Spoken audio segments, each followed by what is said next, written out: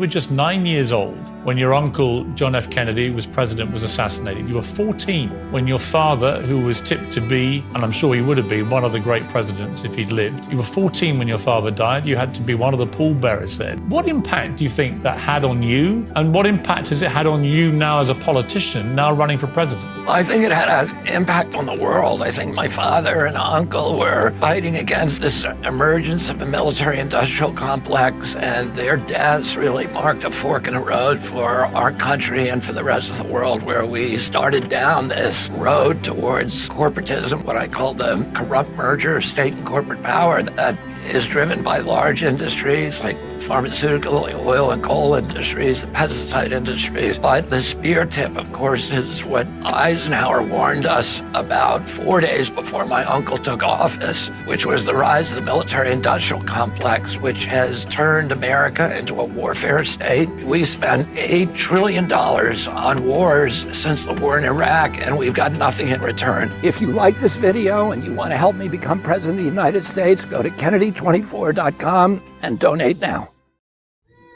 We want to hear him speak, don't we? Yeah!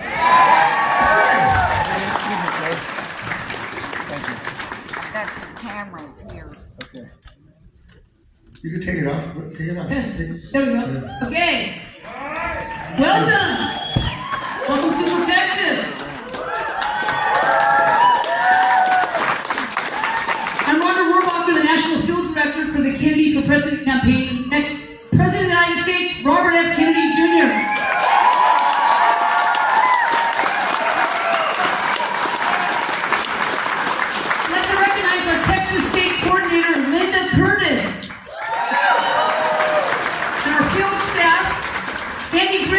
Jeff Hutt and Ron Toy.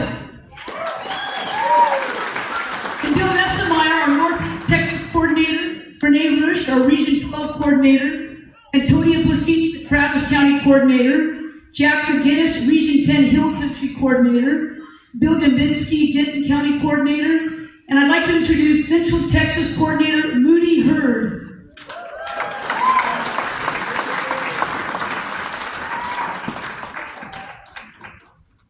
How's everyone doing? All right. It's really an honor to stand up here today and introduce a man who is a growing source of inspiration and hope for people across this country and across the state. He's a man who's dedicated his life and his career as an author, an activist, and an attorney fighting large corporations on behalf of regular Americans. If you're anything like me, you know something's not quite right in life in 2023. It's no longer a secret. It doesn't feel like our government is working for us. It doesn't feel like a government by the people or for the people. And I actually, something that stuck with me recently, one of our campaign leaders here in Texas said something. She was a young woman back in the 1960s when Mr. Kennedy's father and uncle were working alongside other civil rights leaders. And she said it felt like that we were about to put the government back into the people's hands, and then we lost that because our leaders were taken away from us. For over 6 decades, the Kennedy name has been synonymous with civil rights leadership and guardianship of the American dream. And for the first time in my life, I feel like we have a real chance of putting that back into the highest office in this country. So I have a question for y'all. Who wants to see a Kennedy back in the White House? Introducing Robert F. Kennedy Jr.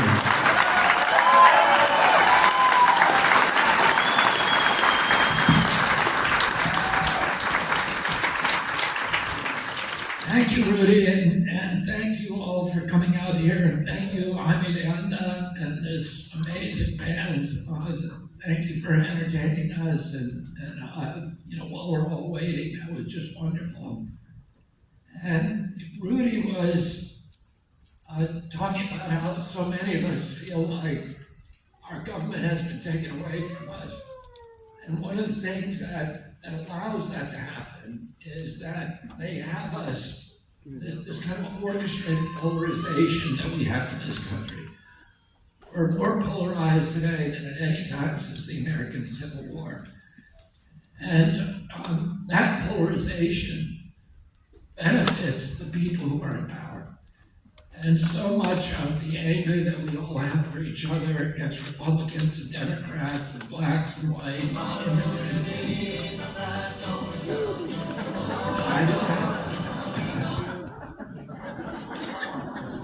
So much of that, of the issue, what I'm finding when I go across the country is there's more issues that we have in common, and there are that are driving us apart.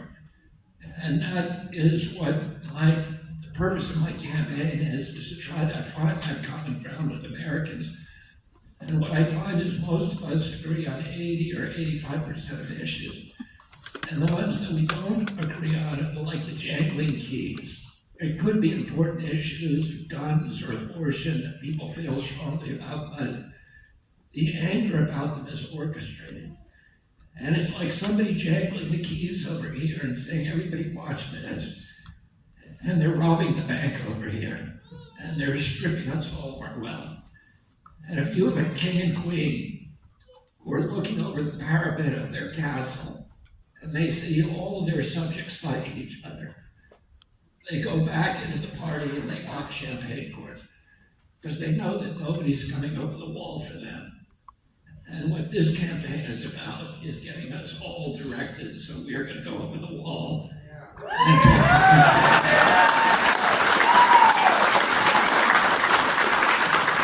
3 weeks ago, I was in San Francisco, and as part of the campaign, and I lived in San Francisco for the better part of a year in 2018, when we were trying the Monsanto cases. We had about 2,000 cases of regular Americans, home gardeners. The first one was a African-American school superintendent from San Francisco, whose job was to spray Roundup on the weeds. And all of them had gotten non-Hodgkin's lymphoma from Monsanto. And we filed about 2,000 cases, and the way that multi-district litigation works, you try one of those cases at a time, one after the other, until the company finally says, okay, we'll negotiate. And we tried 3, and then Monsanto came to the negotiating table, and we settled. At that point, where there were 40,000 of them. I ended up living in San Francisco for most of the year. And every morning I would go down to Union Square to work out at a gym before I went to court. And Union Square is like the Fifth Avenue of San Francisco. It's where all the big shops are. They have all the iconic American stores like Macy's and Bloomingdale's and Nordstrom's and Gap and Old Navy and Levi. And then the big foreign brands like De La Valle and Prada and Gucci and Burberry and all of the and Hermes and all the other ones. And people come from all over the world, from Asia, etc., to go to San Francisco to shop in those stores at Union Square. When I went back to Union Square 3 weeks ago, it's all gone. Every one of those stores is now shut down. It's just acre after acre of plywood. It's as if all of Fifth Avenue in New York was shut down. The stores were all closed. I went to communist countries when I was a kid, and went to Cuba many times. It's like visiting there. It's like in communist countries, there's no shops, there's no stores, there's no retail, and that's what San Francisco looks like today. It's just it's in the city, this extraordinary city, just obliterated. It has a 35% occupancy in the business district, and the reason is that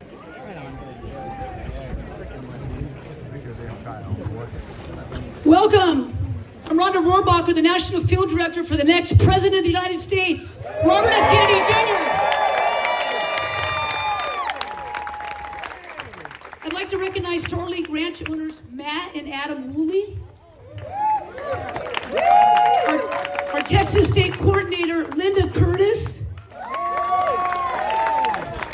our Texas Field staff Andy Griffith, Jeff Hutt, and Ron Choi, Bill Nesemeyer, our Northeast Texas Coordinator, Renee Roosh, our Region 12 Co-Coordinator, Antonia Blasini, our Travis County Coordinator, Judy Tucker, our Bexar County Coordinator, Jack McGinnis, our Region 10 Hill County Coordinator, Bill Dembski, our Denton County Coordinator, and I would like to introduce, before I introduce the next speaker, I would like to also announce that when the speech is over, we're going to be doing selfies inside this building. You'll be directed, and it's air conditioned inside there. And now I'd like to introduce Central Texas Coordinator Moody Hurd. Short speech, Bobby, short speech. How's everyone doing? It's an honor today for me to stand up here and introduce a man who's become a source of hope and inspiration for people across this country and across this great state. This is a man who's dedicated his life and career as an activist, an author, and an attorney fighting large corporations and entrenched government interests on behalf of regular Americans and our shared resources. If you're anything like me, you're here because you understand that something's wrong with life in 2023. It's no longer a secret to us that the money that we send to Washington is being used for something other than improving Americans' lives.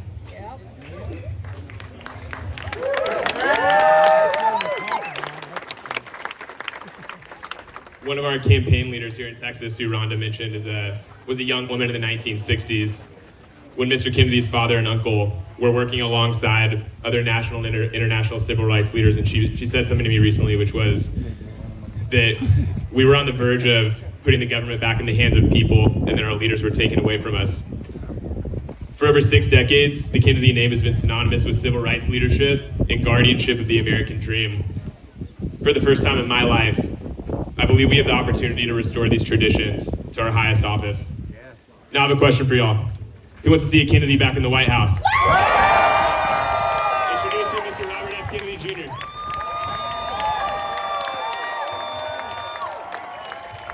Thank you, Moody. And I want to repeat, clarify what Rhonda said, which is that I'm going to do a selfie with everyone here that wants to take one right after I speak. And we're going to file up here into this room. It's nice and cool in there. Short speech, Bobby, short We'll speech. do it really fast. We did 600 people in 24 minutes in Charleston 2 weeks ago. So you just got to keep moving. I'm very grateful to Adam and Matt Woolsey for allowing us to use this and for making us so welcome at this ranch. And I especially want to thank everybody here who come out. I think it's 100 degrees today, and I'm so touched that so many of you would come out on Sunday and stand in this heat. And I'm just very, very grateful to you. I had a chance to talk to Adam a few minutes before I came out here. And he said that he's just grateful that somebody is running for president who gives him a hope, ending some of the division that is tearing this country apart. We have the greatest polarization in this country that we've had at any time since the American Civil War. And both sides are involved in it, and most of the American people don't want it. They want to find something, they want to do what I'm trying to do with this campaign, which is to find the values that we all share in common rather than focusing on the things that, the little issues that tear us all apart. And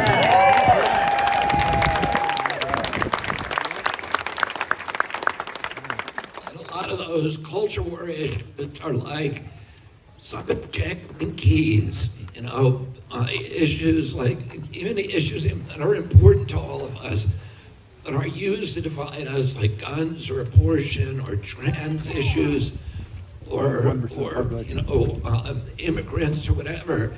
They're like somebody jangling the keys over here while they rob the bank, and none of us are looking.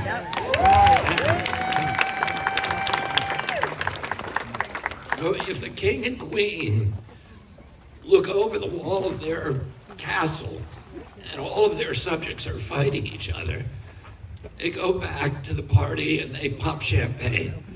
Because as long as they're all fighting each other, nobody is coming over the castle wall.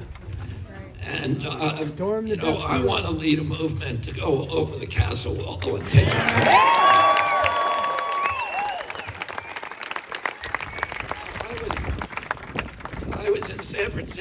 about 3 weeks ago as part of the campaign.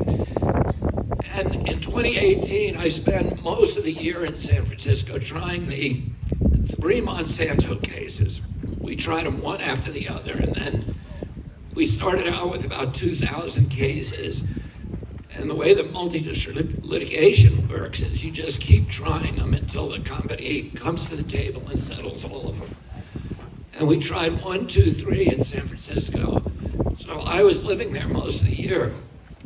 And every morning before court, I would go down to Union Square to exercise.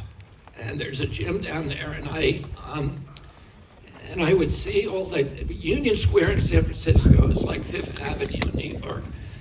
It has all the shops. It's the place where tourists come from Asia, from all over the world to visit San Francisco.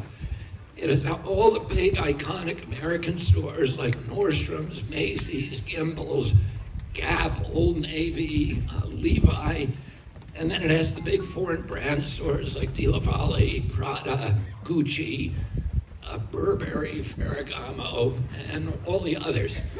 And I went back there 3 weeks ago, and it was a wasteland. Every one of those stores is now shut, and it's just acre after acre of plywood. It's like all of the shops in New York City and Fifth Avenue shut down overnight.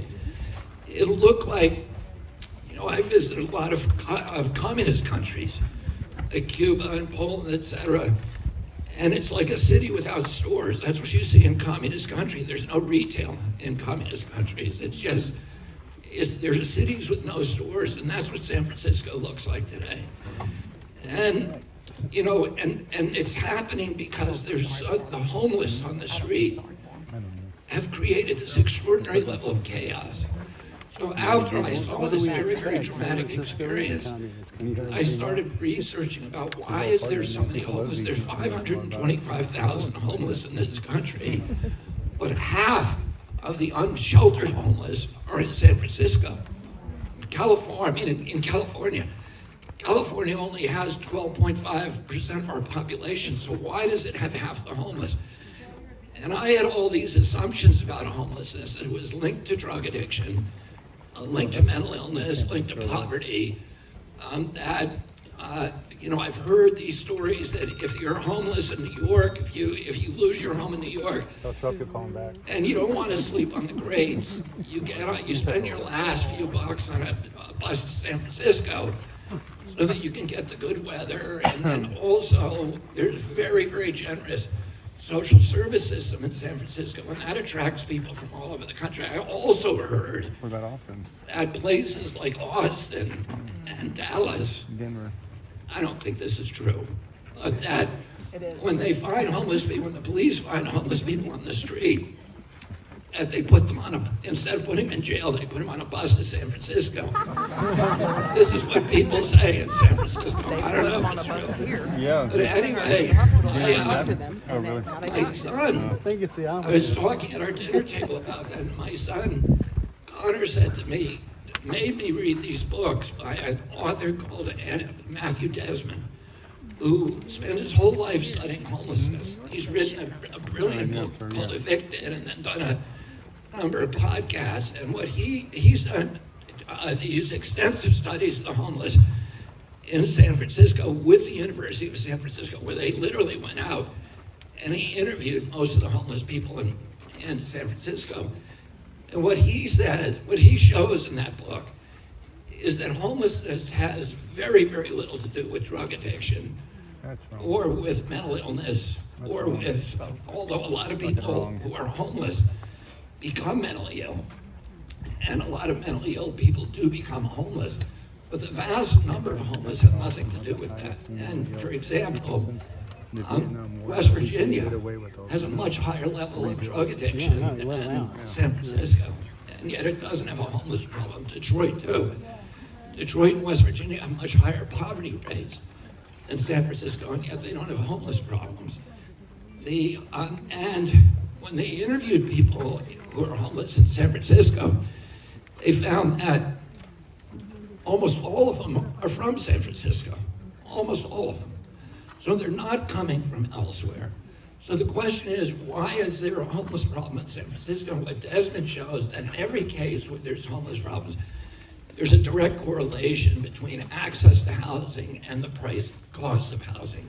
That it is a function of rising housing prices. And what Desmond says is with the chaos and the disintegration that we're now seeing in San Francisco is about to roll like a tsunami across this country, because the price of housing is rising beyond any historical precedent. 2 years ago, the average cost of a house in this country was $215,000. Today it's $400,000. $538 here. And the interest rates have gone from 3% to 7%. So I have 7 children, most of them between the age of 20 and 30, 32. I have a 39-year-old who has a home, but none of my younger children are even thinking of getting a home. And none of their friends are thinking of getting a home. When I was growing up, all my friends that age were planning a strategy for getting a home. And you know, the American dream that people my age grew up with is that if you work hard and you play by the rules, then you'll be able to finance a home. You'll be able to take a summer vacation. You'll be able to raise a family and put something aside for your retirement on one job. I don't know any kid my sons and daughters' age who believe that promise applies to them. They are busy. Their big worry is paying off their student loans. They have no conception that they'll buy, and we all know people that age who should have moved out a long time ago, but are still living with their parents. And we also have all heard stories of somebody, a friend, or maybe it happened to you directly, who was about to put money down on a home or go into escrow or sign a contract, and at the last minute, somebody comes in with a cash offer and snatches that home off the market. And when you try to figure out who is that, it's an LLC with an ambiguous name. And this gentleman is right. When you trace the breadcrumbs to find out who actually owns that LLC, it's one of 3 companies: BlackRock, State Street, and Vanguard.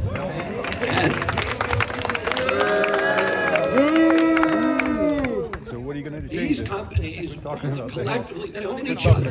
So it's really one large company. They also own 88% of the S&P 500. So they own the entire business infrastructure today, the corporate business infrastructure of America. Now they've decided on 2 new targets. They want to buy all the farmland in our country, control the food supply, but they also want to buy all the single-family homes. And today we are on a trajectory that within 6 years, 60% of the single-family homes in this country will be owned by those companies. And your son or daughter who's trying to buy a home is competing against BlackRock. BlackRock has a bank pay. The cost of money to BlackRock is 30% less than the cost of money to the richest person you know.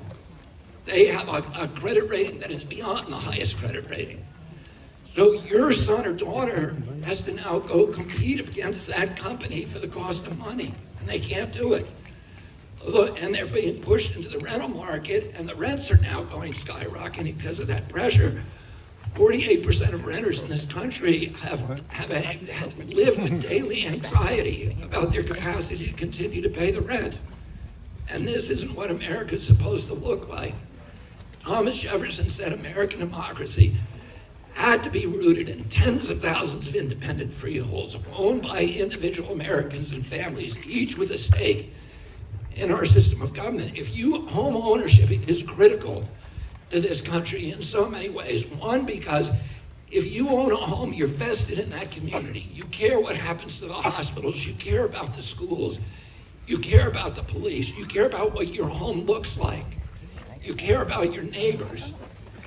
And if you don't have that ownership, if we no longer an ownership society, we become a a feudal model, the model that we fought a revolution to break away from, the model where the aristocrats and the oligarchs own everything, and that we're no longer citizens, we become subjects. We become serfs on our own land. And that is where we're headed today if we let How do you change it? this new aristocracy, this corporate kleptocracy, take over our country in conjunction, in collusion with the regulatory agencies that are supposed to protect us against those kind of outcomes. So I'm running today against two presidents who have both served a term in office and are both running on the platform that they brought extraordinary prosperity to this country. And, you know, I spend a lot of my time talking to regular Americans. Long before I was running in this race, I was sitting at kitchen table with people because I represent, that's what I do. I sue big corporate polluters and malefactors.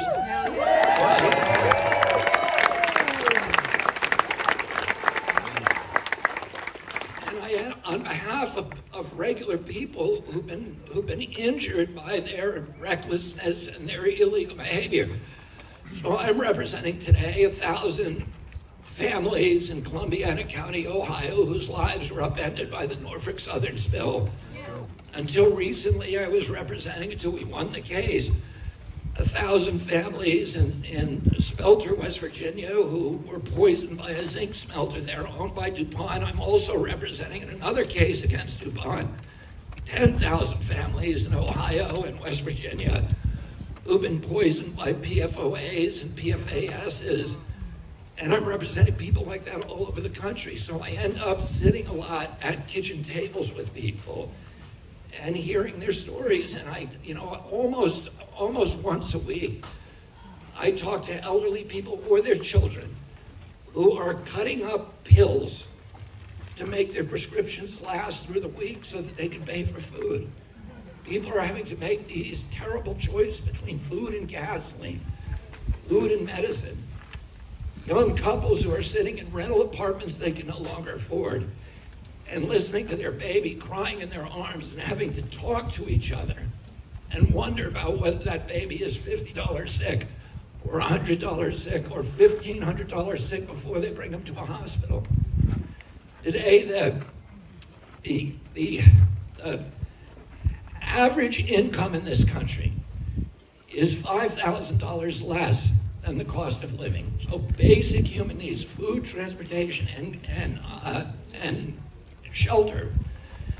If you're paying the base minimum for those things, you come out at the end of the year $5,000 in debt on average. The average American is $5,000 in debt after paying for those things that people are living paycheck to paycheck and they cannot pay. And so what do? They put that $5,000 debt every year on a credit card. And Visa, MasterCard, Wells Fargo, Citibank, Chase, and Morgan are charging them 22% interest. If the mafia did that, it would be called loan sharking and they'd go to prison. But for these companies, it's business as usual. And who do you think owns all of those companies? BlackRock, State Street, and Vanguard. So they're doing it right in front of us. They're strip mining the wealth and equity from the middle class in this country and privatizing it, and then charging us well for everything. And the CEO of BlackRock has $10 trillion under management. The GDP of California is $3 trillion. So BlackRock is more than 3 times the size of California, and California is the 5th largest economy on earth. So these companies are bigger than any nations, except for maybe 1 or 2. And the power that they wield is the power of deities, of gods. And during the pandemic, we saw what they did. They came in and they shut down 3.3 million businesses in our country. They shut down their competition, small business. They declared war on it. And they taught us for 2.5 years. They taught us all, they trained us. It was a training session on how to use Amazon. And it's wonderful, it's magical. You just push a button on your phone and whatever you want is delivered within 24 hours. And we all walked into that trap. We closed down the local retailer. The guy who actually pays taxes in this community, supports this community, the schools, the firefighters, the police, all the things we care about. He's the guy who employs your son or your daughter during summer vacation. He's the guy who has the plaque from the Boy Scouts on his wall because he supports them, thanking him for his support. He's the guy who pays for your son or daughter's Little League jerseys, their hockey uniforms, and we shut them down. And Amazon, which played this key role in it, was censoring books like mine that criticized the pandemic response, the lockdowns. Amazon, while it was doing that, was pocketing billions of dollars and shutting down all its competition. And how much money do you think Amazon pays in this community in taxes every year? Zero. But at least they pay federal taxes, right? Zero. Last year, Amazon paid zero. So that they're just, like I said, they're doing it right in front of us. They're strip mining the wealth from our country, and they're destroying the middle class in the process. And all of the things that we value, our democracy, our rootedness in these communities, our bondedness to each other. They're atomizing and fragmenting us and deliberately orchestrating the polarization to keep our eyes off what they're actually doing to us. And, I saw President Biden the other day in Hawaii when he came back from Vietnam, and he did a 9/11 ceremony in Hawaii. And he said, he repeated something George Bush had said 20 years ago. He said, they did it. The terrorists blew up the World Trade Center because they hate us for our freedoms. And that's propaganda. That's not true. And I was on Finally, we're getting going on something here. Takes an hour, we're moving. I went on a national TV show with Neil Cavuto a couple days later. And I said, that's not true. I said, Osama bin Laden was really clear about why he bombed the World Trade Center. He said he bombed it because we put troops in Mecca. He didn't hate us. He said he was our ally during the Afghan war against the Russians. He liked our country until we put troops, 2 bases, right outside of Mecca, which is they're a sacred city. And he said that the Quran required him to make war on any infidel who invades Mecca. So, and that's why he did. He was very clear about that. And, we have 800 bases around the world. Each one of them is a platform for a new war, which has become the function of our intelligence agencies and our military-industrial complex to keep us in this constant state of war. So, when I was a boy, I went in 1964, I was 11 years old. And I went to Poland, which was a communist country, with my father, my mother, and 3 of my siblings. And we left 9 of them at home. And we went to Poland. We weren't invited. My father went against the objections of the Polish government. He went at the invitation of a human rights group over there. And the Polish government was so distraught that we were in the country that they blacked out all news of us on the state-owned media, which is all the media in Poland. And in fact, before we went to Poland, my mother took us shopping. This was a period, the center of a period in American history that economists call the Great Prosperity and social scientists. It was a 50-year period after World War II when the American middle class became the greatest economic generator in the history of mankind. When my uncle was president, we owned half the wealth on the face of the earth. We were the biggest exporter of goods on earth. In some years, we exported more goods than all other nations combined. This lasted until 1971. And everybody wanted our goods. When I traveled abroad with my dad and mom, people would come up to me and offer me money, huge amounts of money for my blue jeans. They wanted transistor radios that we made in our country. They wanted RCA Victrola record players. They wanted American cars with the gold standard car on earth. Everybody wanted them, but what they wanted more was our leadership and our moral authority. People wanted that all over the world. They knew the difference between leadership and bullying, and they trusted America to give them leadership by example. And when we went, right before we went to Poland, my mother took us to shopping in Washington, D.C., the older kids, to buy gifts for the children in an orphanage in Warsaw. And we were very excited about bringing, blue jeans and clothes and toys to these kids. But the Polish government was so worried that when we showed up at that orphanage, they had removed all the children because they didn't want us to have any contact. The Polish people have contact with Americans. And then 2 days later, we went to Krakow, to the Cathedral of the Black Madonna, to see the cardinal there, who was a living saint. He had stood up to the communists, he endured torture, and jail, and he had endured it with such piety and dignity that he inspired this extraordinary resurgence of religious faith, religious fervor, and the Catholic faith throughout Poland. And everybody knew that when he died, he was going to be beatified by the church and become a saint.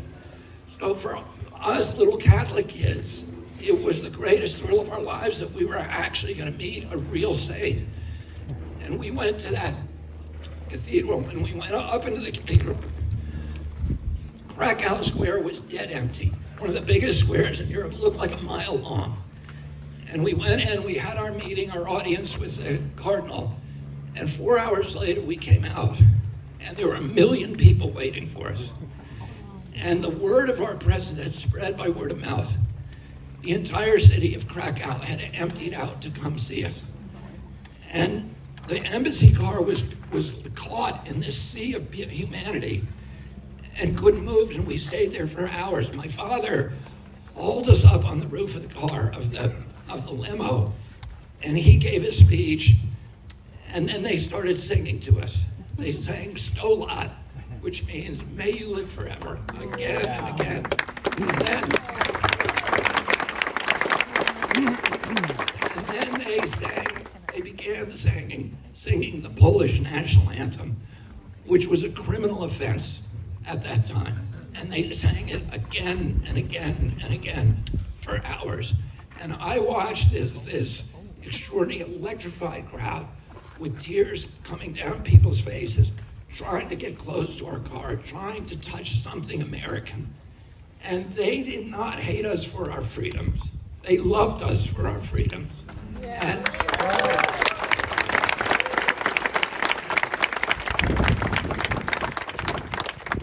we went on that trip to France and Germany and Italy and Greece and Britain, and we saw the same thing everywhere, this huge outpouring of love for the United States of America. And, part of that was my uncle's decision to not project military power abroad, to keep our country. My uncle was asked by his best friend, Ben Bradley, what do you want us to epithet on your gravestone? And he said he kept the peace. He said the primary job of a president of the United States is to keep the country out of war.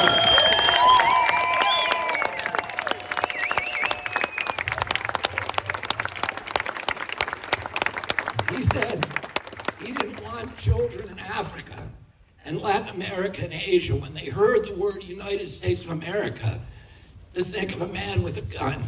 He wanted them to think of a Peace Corps volunteer. He wanted them to think of the Kennedy Milk Program, which provided nutrition to millions of malnourished kids around the world. He wanted them to think of the Alliance for Progress. USAID, which my uncle created, to end run the oligarchs and the military governments and directly aid the poor and help build middle classes in all these countries. And my uncle succeeded despite enormous pressure during his years in the White House to keep Americans out of war. He never sent a single combat soldier abroad.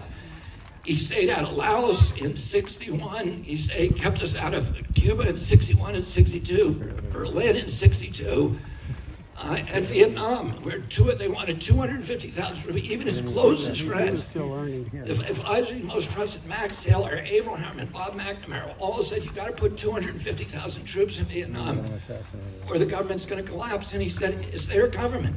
It's not our fight. We don't want them to collapse, but it's not our job.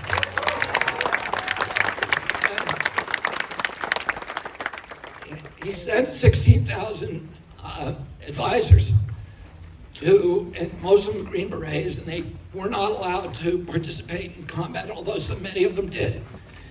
And in October 22nd of 1963, he learned that one of those troops had been killed, one of the Green Berets, and he asked his aide, Walt Rostow, for a casualty list, and they came back and 75 had been killed. And he said, that's too many. And he, that afternoon, he signed National Security Order 263 and ordered all American personnel out of Vietnam. A month later, he was killed.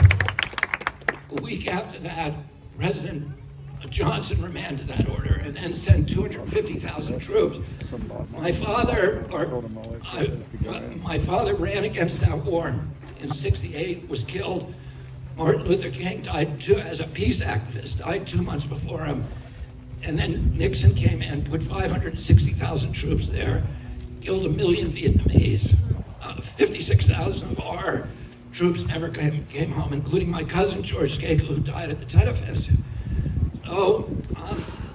And we started down a pathway there towards the pathway that Eisenhower had warned us against, of the emergence of a military-industrial complex that would turn America into an imperium abroad and a national security state, a surveillance state, a garrison state at home.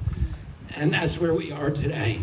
And we've committed in March $113 billion to Ukraine. Now, that same month, we cut 30 million Americans from food stamps. We cut 15 million from Medicare. We gave another 300 billion, twice what we're sending to Ukraine, to bail out the Silicon Valley Bank. So we have a lot of money when the bankers need it. And we have a lot of money when the military-industrial complex needs it. But when our poor, when working people in this country need it, we don't have that.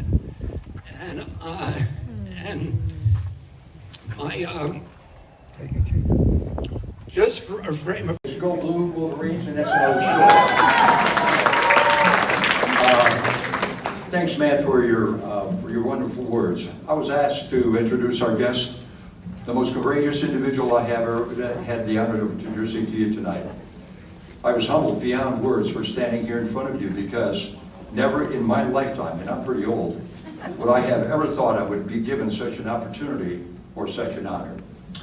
As Team Kennedy's Macomb County volunteer leader, the key to our upcoming successes for Mr. Robert Kennedy Jr.'s road to the White House begins with you and all the local cities, counties, and states he has and continues to travel. Him coming here to Macomb County Community College is a historic moment for all involved in making this event happen tonight and here in our country. Thank you all for being here and for your help.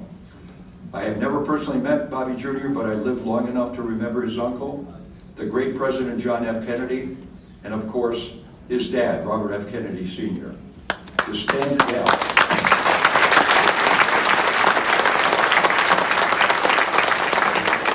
To stand in front of you at this time, at this moment in Americans' history is truly humbling. I believe this campaign is one of the political events that will be recorded in the annals of the United States history. Mr. Kennedy's decision to run for president rises to the level of our founding fathers and mothers, where one man has the courage and the tremendous achievements of a lifetime to be elected to be our next president. Therefore, I would like for all of us to give Mr. Robert F. Kennedy Jr. our most heartfelt welcome, a welcome to our next 47th President of the United States of America.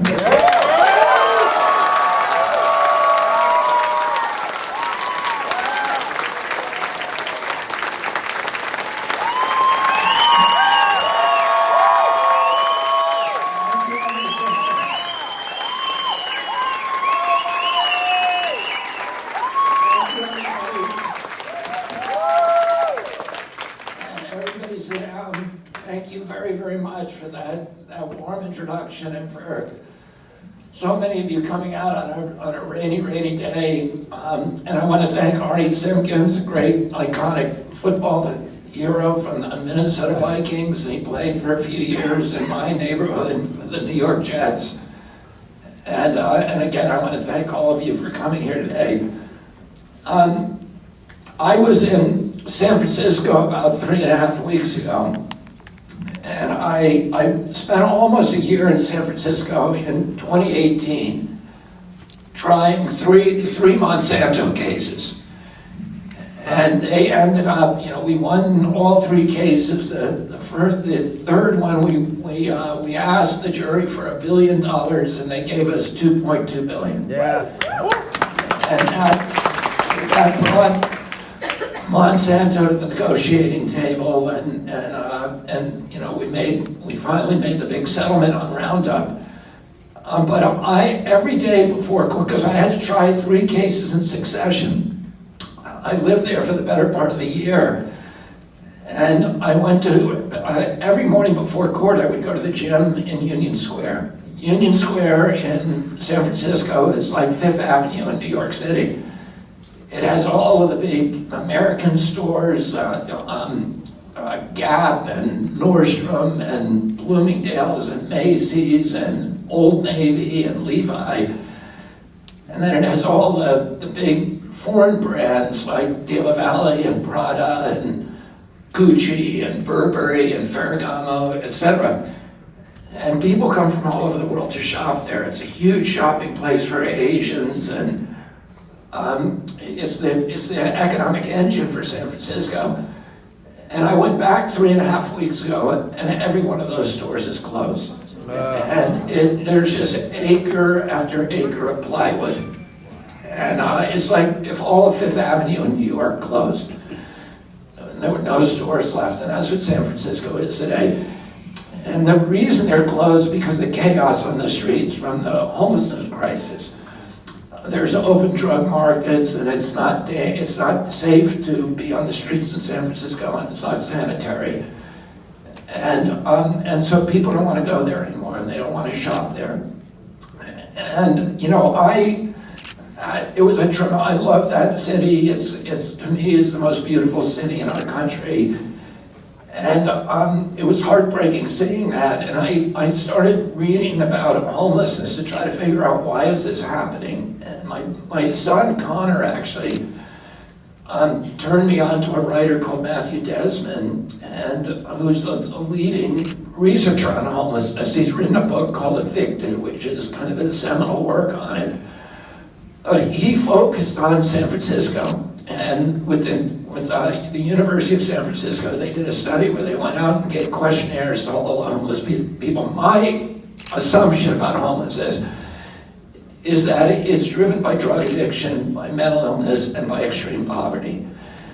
And that the people, there's so many, there's 525,000 homeless people in this country. It's growing exponentially, but right now there's 525,000. But 50% of the unsheltered homeless are in California. So, and it only has 12% of the population.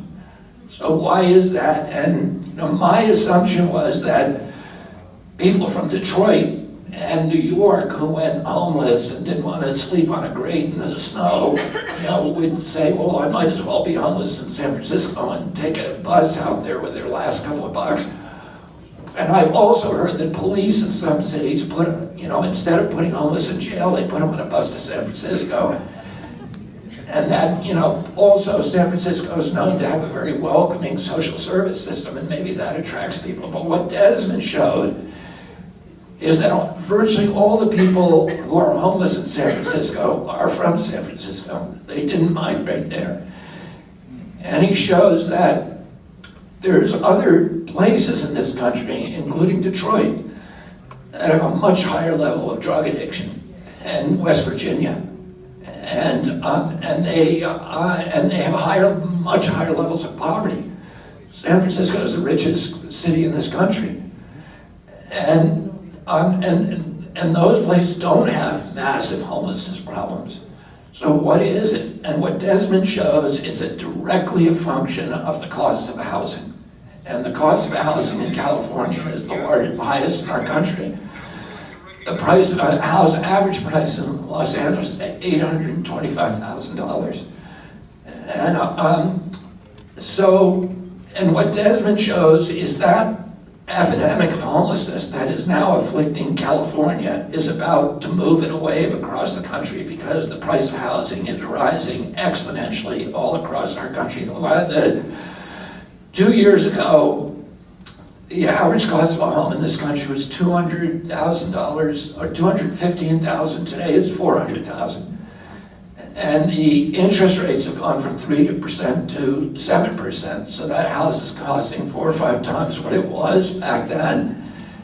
And, our kids, for most of the people, Detroit is a little different because there's been so much depopulation here that there are, the housing prices are lower. But for most of the country, it's very difficult for young people to find a home.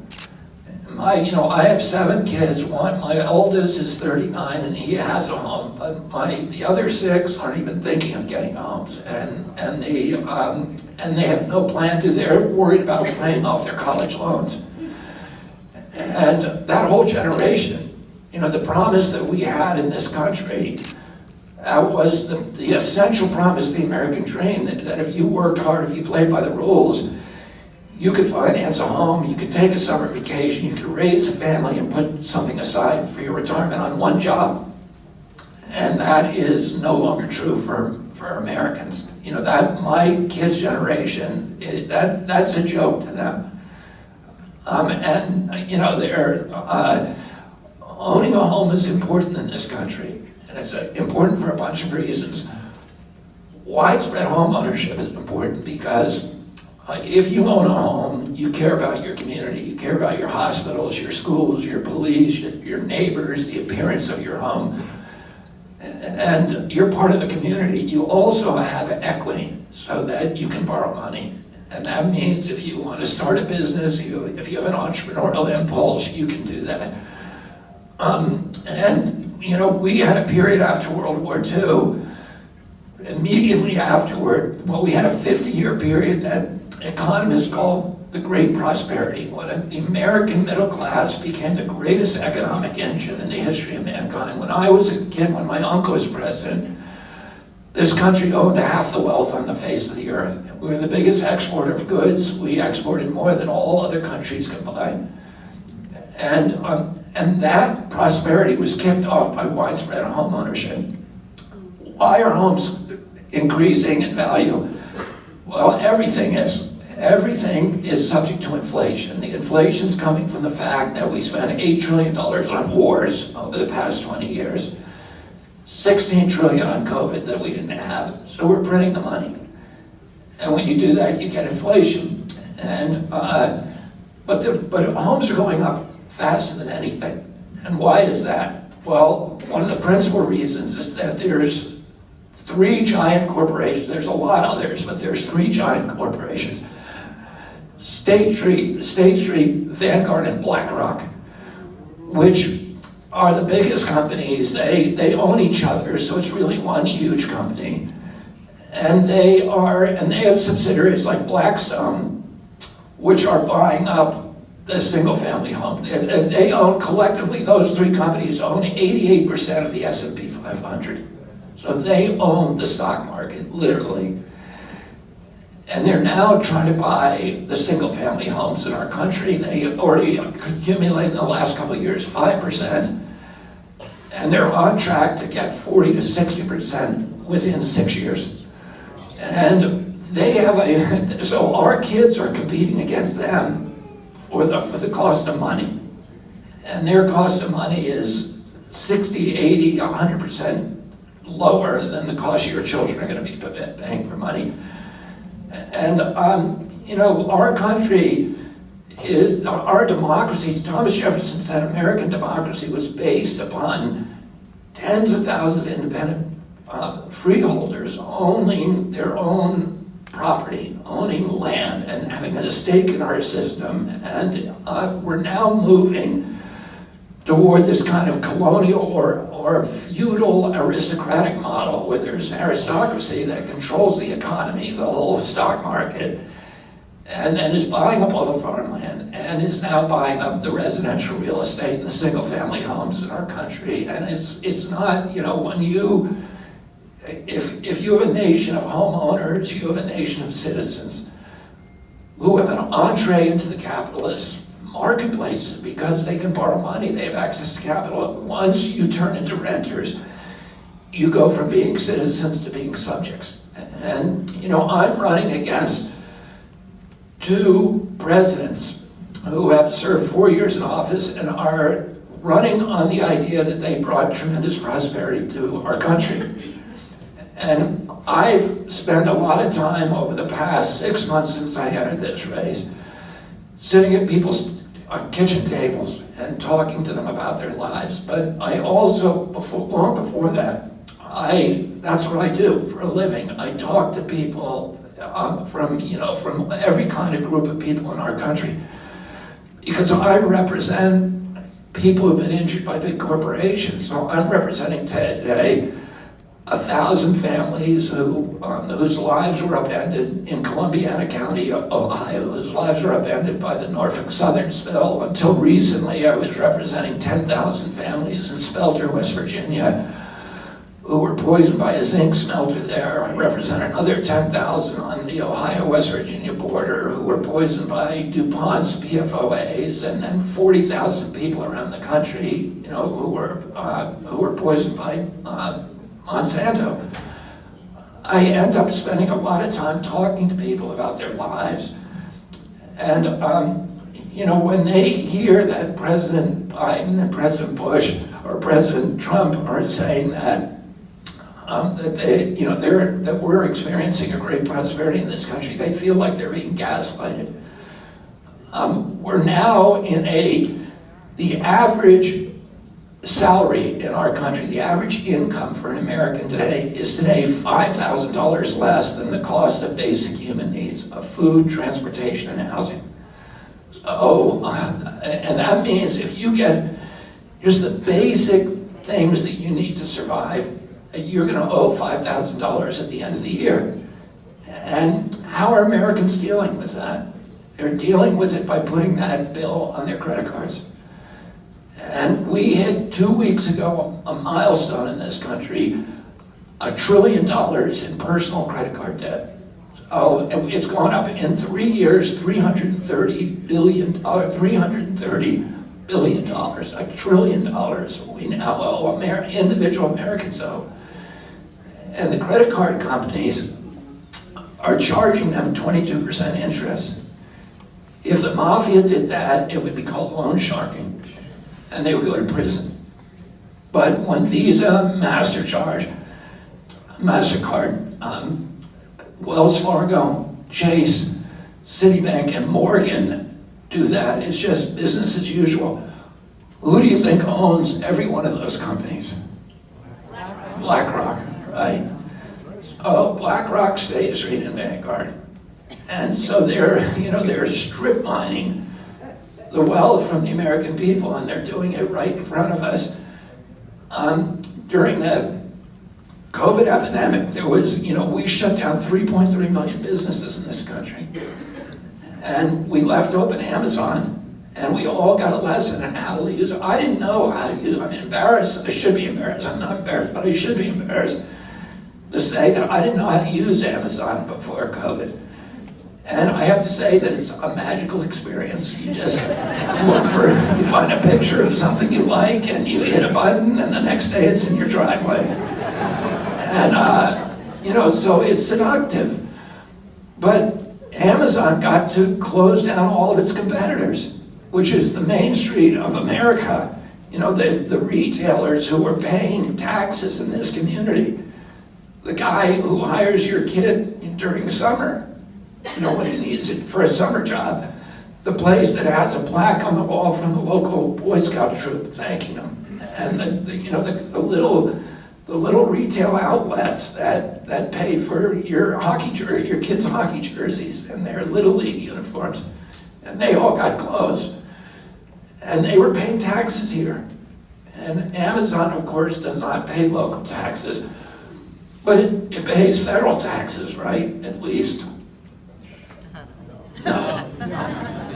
0 last year. 0, not $1. So, like I said, they're doing it right in front of us. They're strip mining the wealth. And who owns Amazon? Well, Jeffrey Bezos owns the biggest, but he owns a big chunk, but the biggest chunk is owned by Blackguard and Vanguard. So they're doing it right in front of us.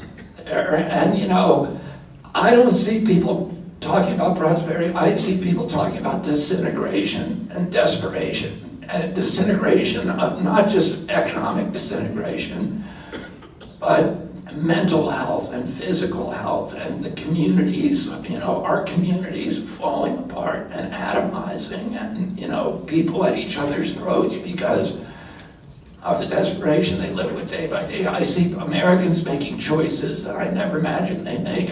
I talk to elderly people who are cutting up their prescription pills in two so they can stretch them out for the week. People who are changing ingredients to get through the grocery line. People who are a kid I talked to the other day who said every Tuesday he has to make a choice about whether getting gas for his automobile or buying a meal that day, buying dinner that day. A young couple sitting in an apartment that they can no longer afford because the consolidation of housing by these big companies is driving up the price of rents, and having a crying baby in their lap and having to argue with each other about whether that baby is $50 sick or $100 sick or $1,500 sick before they bring them to a hospital. These are choices, Americans shouldn't have to make between gas and food, home heating oil and food. And yet, half of this country is making those choices. And, people are living paycheck to paycheck. 57% of Americans cannot put their hands on $1,000 if they have an emergency. Those people, they get a flat tire in their car or the engine light comes on and it's the apocalypse. They can see their life circling the drain. They can see that if they can't afford that mechanic, they're going to lose their transportation to work, then they're going to lose their job, and then they're going to end up on the street like those people in San Francisco. That's what happened to them. They weren't drug addicts after all. They were just people who had a little string, who had an engine light that they could not pay for. There are American brothers and sisters, and a minor thing like a couple of flat tires puts them on the street. And that's not the way that things are supposed to go in this country. When the engine light goes on, or when the gas gauge is on empty in your car, and how that focuses your mind, how you can't think of anything else. You just are thinking, am I going to make this gas station? And then what is this night going to look like? Now, amplify that by putting a couple of kids in the back of your car. And now you're driving through a bad neighborhood. And that level of anxiety is what half our country wakes up with every day and then lives their day, the sense of impending doom, the sense that, people are living paycheck to paycheck and already cannot pay their bills. And, I lived at I grew up in a different time when the promise of the American dream was real. And I saw President Biden come to Hawaii on 9/11. He was coming back from Vietnam. And he made a speech where he was commemorating 9/11, and he said something that I thought was extraordinary for a Democrat. He said they hated us for our freedoms. That's why they bombed the World Trade Center. That's what George Bush said, and he was ridiculed by Democrats 20 years ago. And, I went on Neil Cavuto the next day, and I said, that's not true, that's propaganda, that's not truth. Osama bin Laden was very clear about why he bombed the World Trade Center. He bombed the World Trade Center because we put 2 bases in Mecca, next to Mecca. And, Osama bin Laden said, I love the United States. Because we supported him in Afghanistan. We fought side by side with him, throwing the Russians out of Afghanistan. And until we put those bases in Mecca, he was our friend. So, but why do we have to tell ourselves they hate us for our freedoms?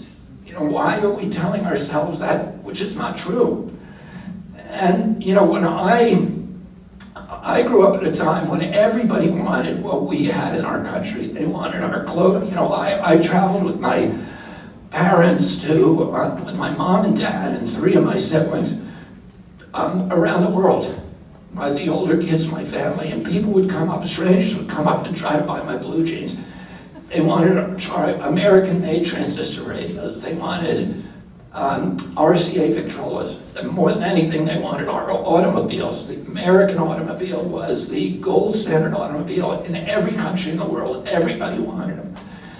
And but more than anything, they wanted our leadership. And they believed in our moral authority. They knew the difference between leadership and bullying. I went to Poland in 1964, about a year after my uncle was killed, with my dad and my 3 elder siblings, my mom. And we went. The Polish government didn't want us there. My father had been invited by a local human rights democratic activist group. And the Polish government made clear that they did not want us in the country. And when we got there, they blacked out any news of our presence in the company in the state-owned media, which is all the media. Before we went, my mother brought us shopping, the kids shopping in Washington, D.C., to buy gifts for kids who were in an orphanage in Warsaw. And we bought clothing, American toys, all this stuff. And we were very excited about giving to these children. But when we got to the orphanage, the communist government had taken all the kids out because they didn't want them to have contact with Americans. 2 days later, we went to Krakow to visit the cardinal at the Cathedral of the Black Madonna. And that cardinal was a living saint. He had stood up to the communists, he had resisted, he had gone to jail, he had been tortured. He had endured this suffering with such dignity and piety and strength that he had inspired a religious resurgence in the Catholic Church in Poland. And it was known by everybody that he was going to be beatified by the Catholic Church the moment that he died. So for us as little Catholic kids, it was the biggest thrill of our lives that we were going to meet a living saint. We went there, when we went up the stairs of the cathedral, we went through Krakow Square, which is one of the biggest squares in Europe. It looked like a mile long. And it was dead empty. There wasn't a single person there. And when we went in, we spent about 3.5 hours inside. When we came out, there were 1 million people waiting for us. And the entire city of Krakow had emptied out to come see us. The word of our presence had spread by word of mouth. And the embassy limousine was stuck in this sea of people and couldn't move. And so we were there for hours. My father pulled us through the window up onto the roof of the car, and he gave a speech to the crowd, and then they started singing. They sang Stolat, which means may you live forever. And then they sang something, I'm not sure it was the Polish national anthem, but it was a song that was illegal to sing at that time. I think it was an anti-communist song. And they sang it again and again and again and again in defiance of their government. And I was, this little kid standing up there writing autographs and watching the tears flow down people's faces and the love that they had from, my family reaching up to touch us. And I saw the same thing in France, in Germany, on this same trip, in England, in Greece, in Italy. They didn't hate us for our freedoms. They loved us for our freedoms. They loved us because we were the exemplary democracy, because we were the model of free speech and all these other freedoms that they wanted. And, one of the reasons they really loved us is because my uncle, President Kennedy, had made a strategic decision during his presidency to keep the country out of war, to project economic power abroad rather than military power. My uncle's one of his two best friends, Ben Bradley, who was the editor of the Washington Post, asked my uncle one time, what do you want as your epitaph on your gravestone? And my uncle told him he kept the peace. He said the primary job of a president of the United States is to keep the country out of war.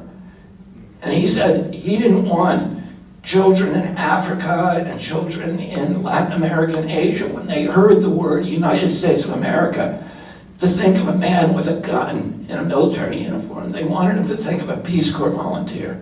He wanted him to think of the Kennedy Milk Program, which gave nutrition to millions of children around the world. He wanted them to think of the Alliance for Progress, the USAID, which he started to put America on the side of the poor, to try to build middle classes in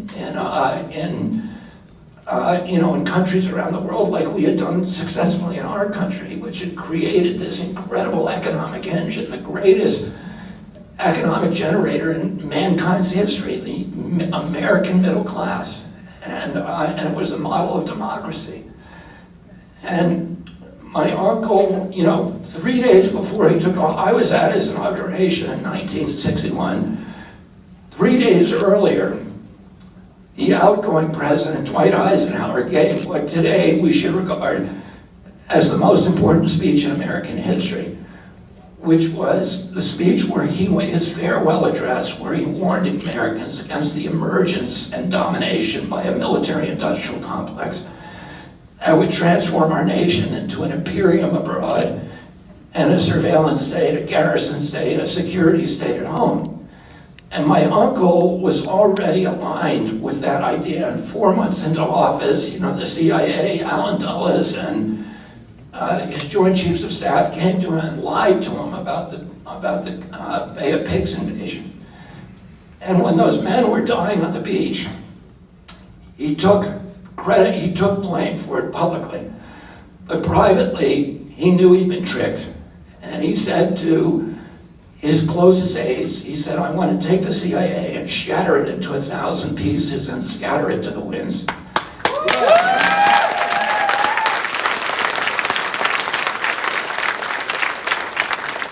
And the next 1,000 days of his presidency was just a fist fight with his military-industrial complex and his intelligence apparatus to keep the country out of war. And he realized the function of that agency, and now it devolved from protecting American security interests and representing the interests of the State Department and the White House, to embroiling America in a constant pipeline of new wars to feed the military-industrial complex. He refused to go into Laos in the Pentagon in 1961. The Pentagon called him a traitor, his own Joint Chiefs.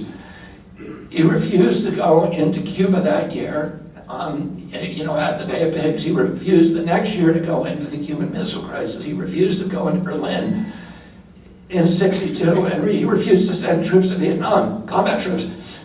He said, His close aide, including people he trusted and loved, like General Max Taylor, a very close personal friend of him and my dad, Averell Harriman, Dean Acheson, and Bob McNamara, all said, you got to send 250,000 troops to Vietnam or the government's going to collapse. And he said, it's their government.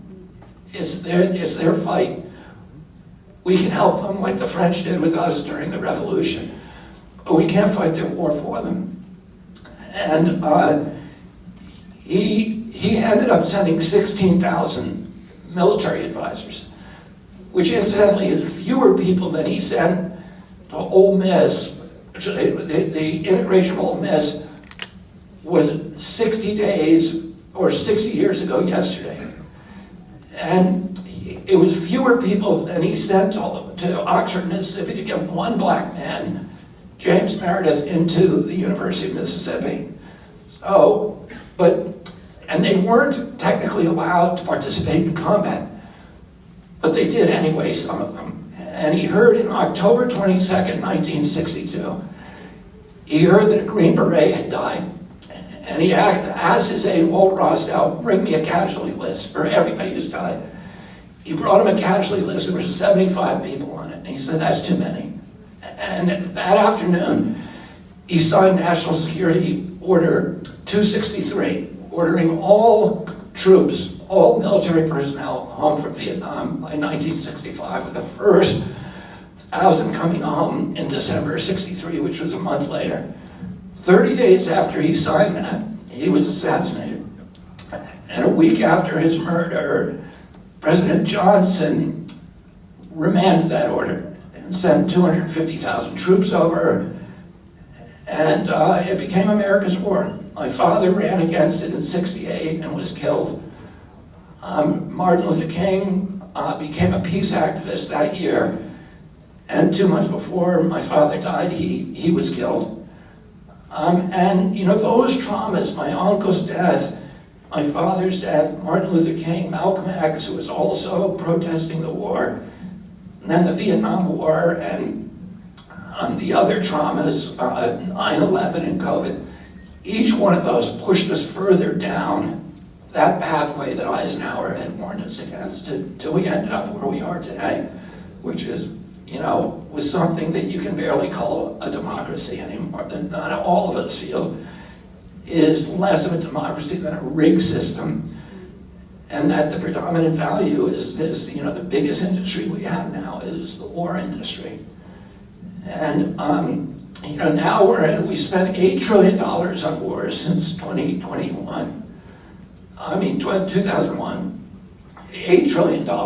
And the same period, the Chinese, we spent all the wars that did no good for our country, that made us less safe as individuals, less safe as a nation, that bankrupted the middle class in this country. That, you know, Iraq is worse off than we found it. That was the big one, 4.1 trillion. It's worse off. We killed more Iraqis than Saddam Hussein. We pushed Iraq into a proxy posture with Iran, which is exactly the outcome we were trying to avoid. We've left that country this warring, you know, chaos between Shia and Sunni despots. It hardly can be called a nation. We created ISIS. We drove 2 million refugees into Europe, which precipitated Brexit and the riots that they're having in France today. That is what we got for that $8 trillion. And the Chinese during that same period spent $8 trillion. Oh, we were bombing bridges, ports, schools, and roads. They spent $8 trillion building ports, schools, airports, roads, etc. And they are now eating our lunch all around the world. The friends that they made, you know, turned out to be much more loyal and much better friends. They're now the primary creditor in virtually every nation in Latin America, and they weren't even on the radar there 10 years ago. We were. We've lost all those relationships. We've lost the capacity to build things. Rice University used to, 20 years ago, graduated 20% of the engineers in the world. Now it's 1%. The Chinese are Where every time they build a road in Ecuador, they get 20 years of oil revenues from Ecuador as a security. They build a road, they send hundreds of engineers because they can build things. And they send hundreds of engineers to do the work. They help their economy, they improve those economies abroad, they improve their relationship, and now they've created BRICS. And by the way, if we even tried to build a road in Ecuador today, we don't have the engineering bench to do it. We can't build stuff anymore. We used to be the country that built everything, that knew, that had know-how and innovation. We have technology. We can't build anything, you know, of steel and brick and mortar. And we've lost, you know, we're losing the heart of our country. And it's all driven by this war. Now, we've spent 113, we committed in March, 113 for Ukraine. A war we should have never had. A war the Russians tried twice to settle with us, and we sabotaged those agreements. People within, you know, our government.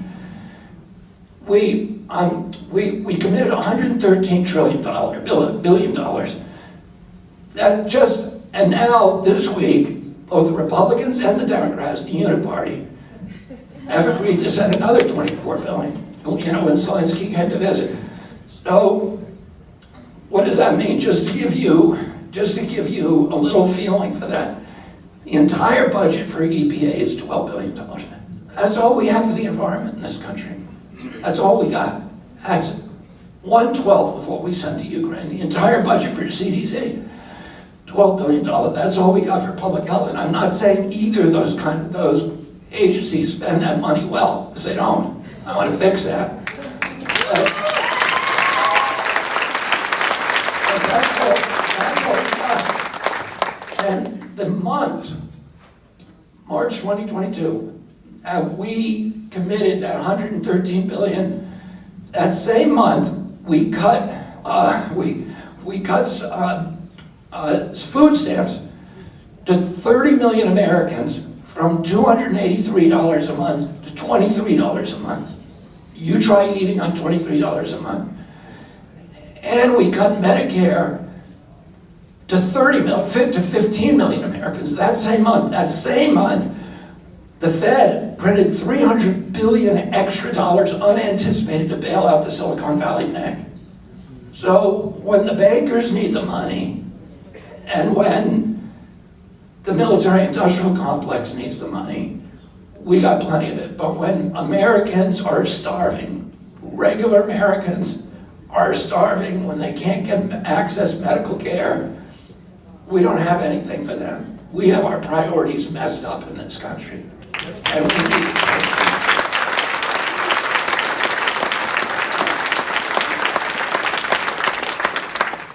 That month, March of 2022, Mitch McConnell was asked, who drummed Biden's $113 billion for Ukraine through the Senate. He was asked, can we really afford to send $113 billion to Ukraine? And he said, don't worry, because the money is not really going to Ukraine. The money is going to U.S. military contractors, to Raytheon, General Dynamics, Boeing, and Lockheed. So he just admitted it's all a money laundering scheme for the contractors. Who do you think owns every one of those companies? BlackRock. So, and then, you know, I saw the other night Tim Scott on the Republican debate where they were all talking about the Ukraine war and how they were gonna, you know, make it, you know, really beat the Russians, which they're not gonna do. And they said they all promised to, before they go to war with Mexico and then go to war with China. First, they're gonna, you know, finish up this one. So Tim Scott said, somebody there, I think Vivek, and wait a minute, you know, it's 113 billion. He said, don't worry, it's not, this isn't a gift, it's a loan. How many of you think that loan's gonna get paid back? Yeah, right. Right, nobody. Nobody believes it's going to get paid back. So why do they even bother calling it a loan? They're not fooling anybody. Well, if you call it a loan, you can impose loan conditions on it. What are those loan conditions? Well, the loan conditions are, first of all, severe austerity programs. So if you're poor in Ukraine, you're out of luck. But the big kahuna is that Ukraine has to put all of its assets up for sale to U.S. corporations. So, its ports, its airports, its, anything, building, anything it owns, but most importantly, it has to put its farmland.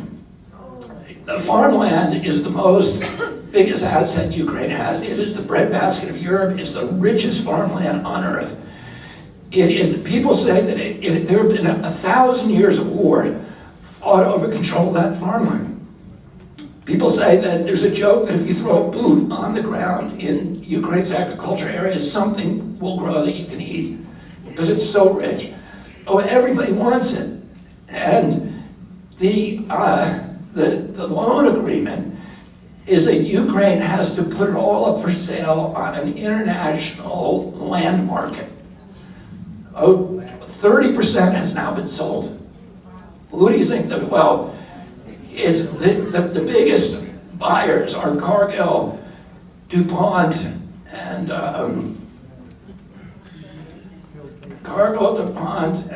Monsanto. And Cargill is mainly privately owned, but there's one public owner of it. And then the other two are owned by this same company. And what do you think that company is? Yeah, BlackRock. So, the head of BlackRock has $10 trillion under management.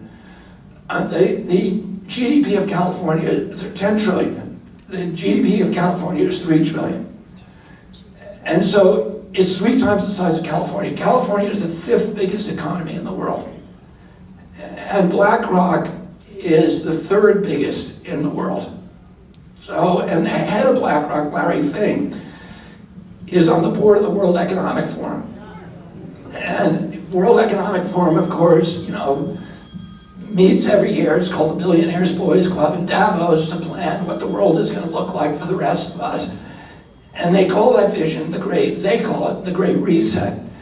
When he was asked what that means, Klaus Schwab, who's the head of the forum, said it means that you will own nothing and yet you will be happy.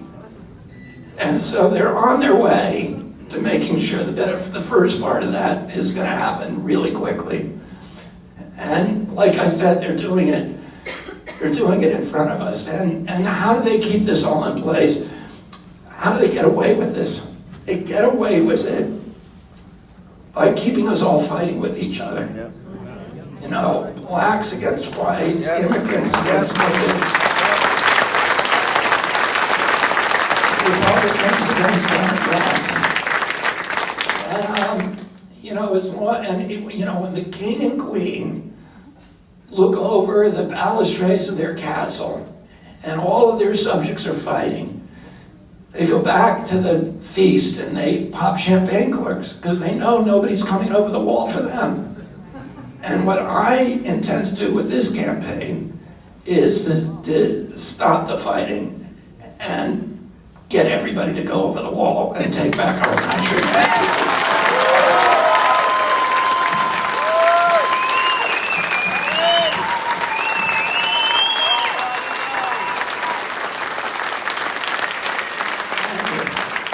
It's like the old trick of the jangling keys. If you're to rob a bank and you have one of the crooks who's standing in the middle jangling keys and saying, everybody look over here, and the rest of them are just, robbing us blind. And that's what's happening. There's a lot of names for this strategy. It used to be called the Bourbon strategy. But they've got us all fighting over these little issues, over issues that are important, over things like guns and abortion and trans and, and immigration and stuff. And all of those are issues that are important, but they're not central. And as long as we're fighting over that stuff, they're just robbing us blind. They're destroying everything that, we created this country for. And I know I'm running. I've never intended to run for president. I wasn't sitting around. I would have lived my life a lot differently if I had. Because of what I've done for 40 years, which is to sue these big corporations and sue these agencies, I know how to unravel the corporate capture that is at the center of this corrupt collusion of state and corporate power that is vacuuming the wealth from the American public. I've sued almost all of these agencies. I've sued the USDA repeatedly. I've sued DOT. I've sued FDA, NIH, CDC, EPA, and FCC.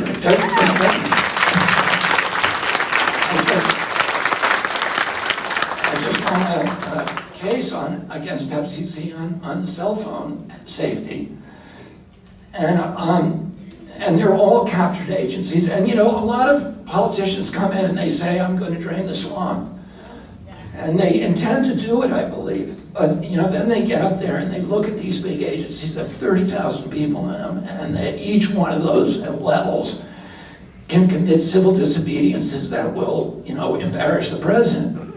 So they're scared of them, and they end up just picking somebody from industry who is safe and who's going to run that agency. And so nothing ever changes. And I'm not going to do that. I'm going to actually fix them. And I know in a lot of the agencies, I know the individuals that need to be moved. When I sued Monsanto, we came across discovery documents, emails, hundreds of emails from the head of the pesticide division at EPA, a guy called Jess Rowland, who disappeared during the Monsanto trial when we were trying to subpoena him, and the top bosses at Monsanto. And it turns out we were paying him a salary during all those years, but he was secretly working for Monsanto, and they would tell him, "We need you to fix this study. We need you to falsify this science."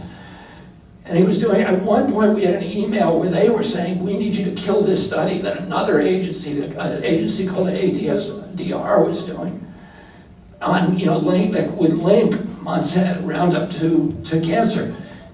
And he said, "That's not even my agency, but I can kill it. But if I do, you better give me a gold medal." So we had that email to show the jury. That's one of the reasons the jury gave us $2 billion in the last trial. They were so angry at the corruption. But that's in every agency. And that is the rule rather than, the exception. And I can name you who those people are at CDC, who they are at NIH, who they are at EPA. And USDA, and I also know the perverse incentive system that link and bind those agencies to the industries they're supposed to regulate and turn them into sock puppets for those industries. So President Trump said he was going to drain the swamp, but then he came in and he appointed John Bolton as his head of NSA. And he took Scott Gottlieb, who was the business partner of Pfizer, and made him head of FDA. And he shut down the Vaccine Safety Commission, which Trump had asked me to do early in his presidency. And then he did an $88 billion favor for Pfizer, his business partner, and then he left FDA to go on the Pfizer board to cash in. Oh, and that's, how the system works. And I'm sure President Trump didn't intend to do that. He probably intended to drain the swamp, but he did the opposite. And he didn't understand how to do it. And I do, and I also, I've watched during my lifetime, I've, given my heart and soul for certain politicians who've run for office and then betrayed all the values that had, attracted me to them. And I know that you people want somebody who's not going to do that, and I'm that person. Yeah.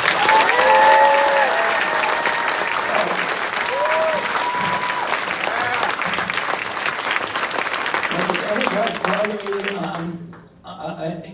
and the Republican Party has the same donor base. BlackRock, State Street, Vanguard, Pfizer, Raytheon, General Dynamics. They're all, they now run both political parties. And, that's why the Democratic Party does not like progressives like me. That's why they had to kill Tulsi Gabbard. It's why they had to kill Bernie. That's why they won't give me a fair shot. And you saw, what they did to Bernie. Well, I'm 10 times as dangerous to them as Bernie was.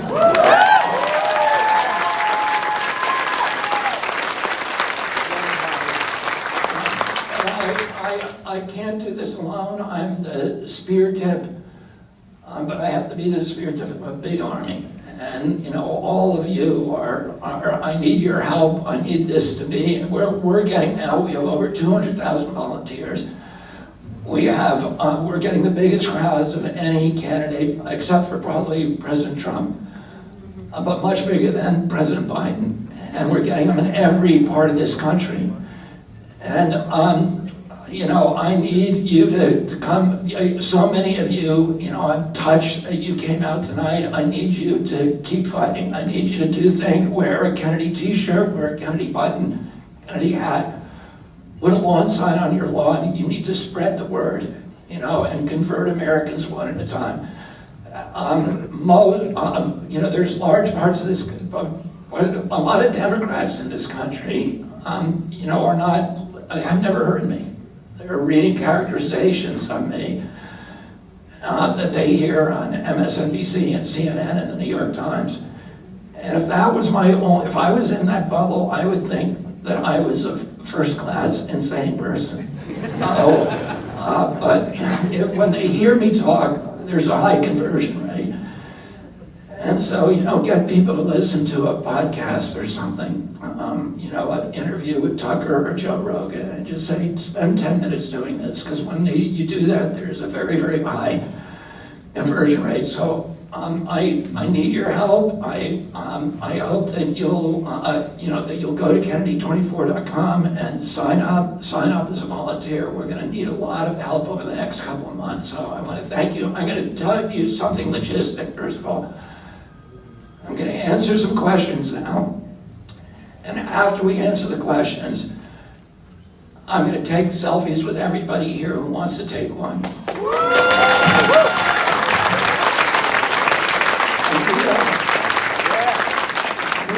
We have a system that we've worked out for doing that. We're really good. It seems insurmountable because there's a lot of you. We did the other day in Charleston, South Carolina, we did 600 people in 24 minutes. We have a method. If you cooperate, you kind of have to keep walking. I'll talk to you, but you have to keep moving all the time, and you have to have your phone ready. And we have a couple people who are going to take your phone and then snap a photo.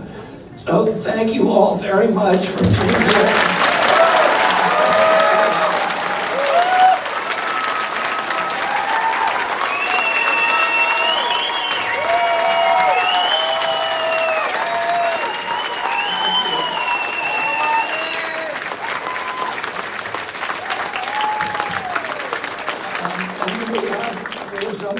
Yeah, if you have a question, raise your hand.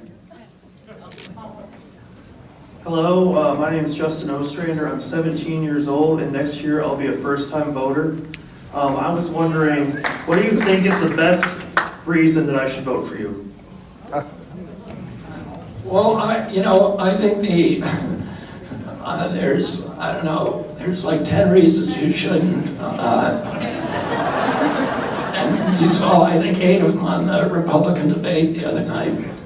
But no, listen, if you watch that debate, they were talking about all of those issues that are 30 years old, the culture war issues. And I think if your age group are my biggest demographic, because I am deeply concerned about what happens to kids. And I grew up, the biggest asset that I had when I was a kid was pride in my country and a hope for my future. I just assumed I'd be able to do things. And so in 2013, they took a poll of kids between 18 and 24, and 85% of them said they were proud of the United States of America. They took the same poll a couple of months ago, and 17% said they were. And that to me is one of the most heartbreaking data points that I've seen since the beginning. I want you to have pride in this country, and I can tell you I'll do everything I can to restore that for you and to make sure that you have that asset.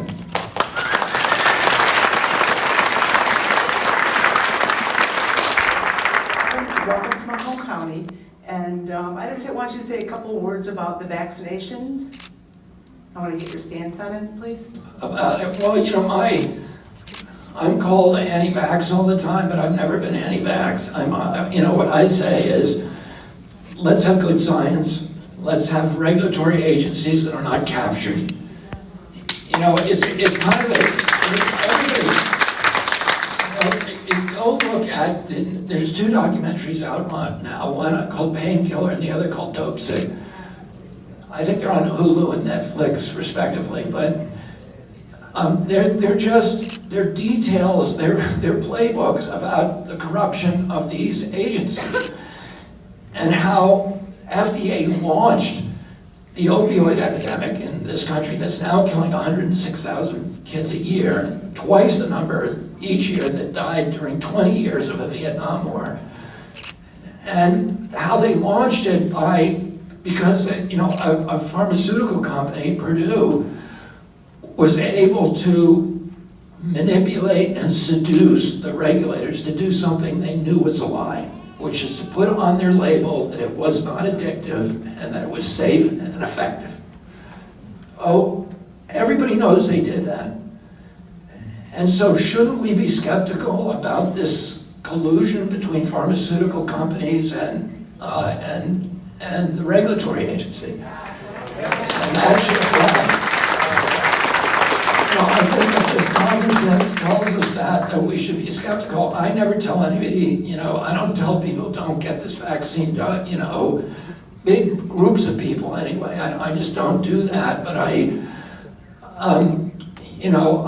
what I want is peer-reviewed, placebo-controlled trials for every vaccine. And vaccines don't happen in children. None of them have had that. None of them have had that pre-licensure. And, I said that for many years. Anthony Fauci said publicly that I was lying. And then President Trump made him meet with me in 2017, March of 2017. And Del Bigtree was there, Aaron Siri was there, and Lynn Redwood, and Francis Collins, and Fauci. I met with all the people at the agencies, including Peter Marks at FDA. And I said at that time, Tony, you've been publicly saying I'm lying because I say there's no pre-licensing safety studies for any of the 72 childhood vaccines. Can you show me one?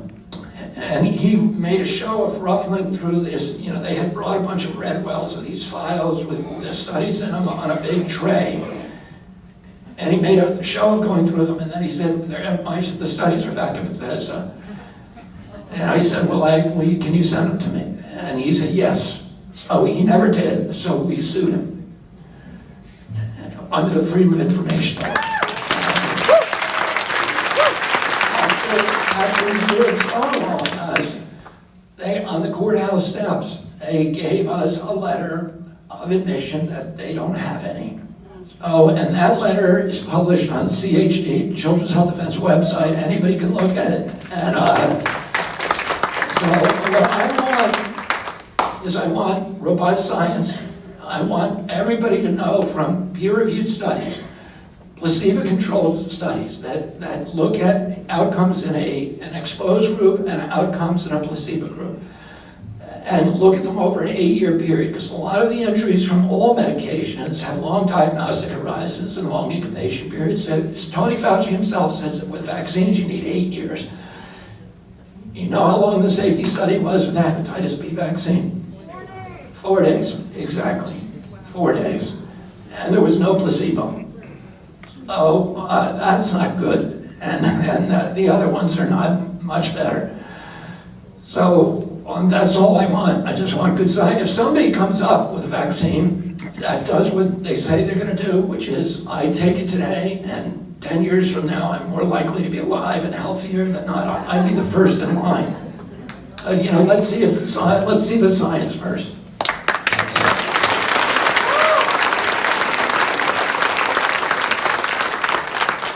Thank you so much for doing this and spending the time and the effort to do this. We really appreciate the alternative. So, thank you. My question is, you were speaking of podcasts, and I know you just had one with David Stockton. Can you tell us the biggest takeaway you had from your conversation with David Stockton? Maybe just one of those. And the second part of the question is... With Stockman. Stockman, excuse me. Yeah. The second part of the question is, one of the best things that President Obama did was to form a national commission on fiscal responsibility and reform. Would you be willing to go back and dust that off and actually take a look at it? I don't know what it does. It was the Simpson-Bowles study on the economy and what we should really do with the economy back in, I think it was in 2004. Yeah, of course. So anyways, maybe you could talk about David Stockton.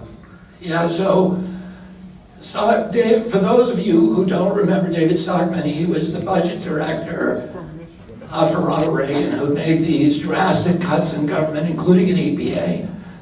And so for me at that time, I was one of the leading environmentalists in the country, and I was, to me, he was like Darth Vader. And but he's now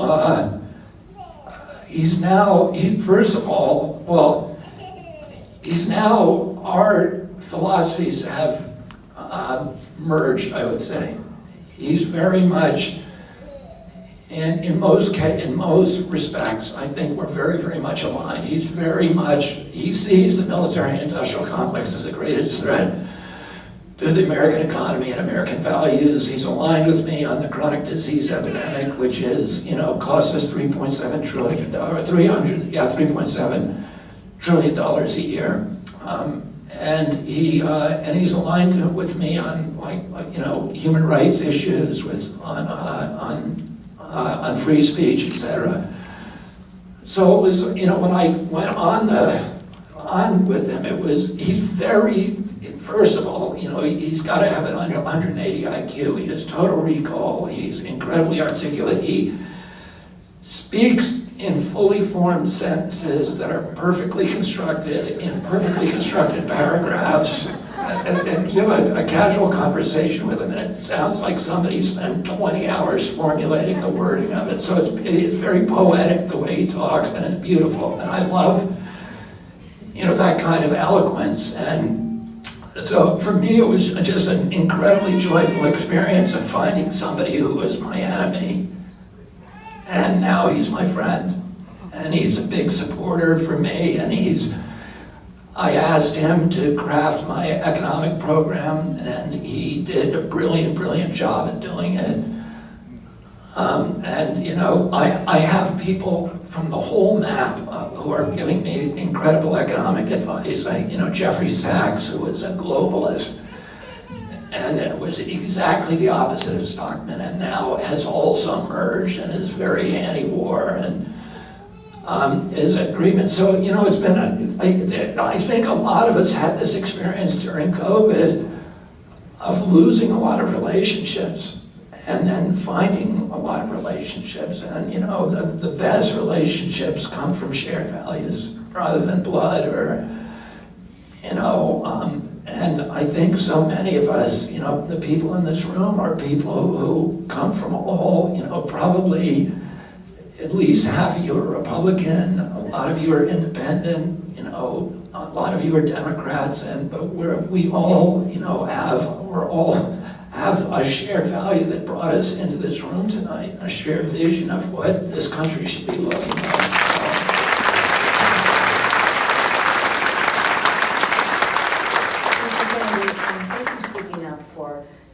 Unity, community, and civility, because if we don't have any of these, we have nothing. And you are a perfect example, and how you speak to us is a perfect example of how you will lead this country. I was wondering, do you have a plan for extradition for the United States from the WHO treaty? I don't even know there's an extradition clause in the WHO. Oh, you're talking about extracting the United States from the WHO? That's not even a starting point. I am going to fix the WHO, and it's not going to be dictating policy of the United States. I mean, that's such a concept. I mean, you know, take a look at my Fauci book. Just pick a page randomly.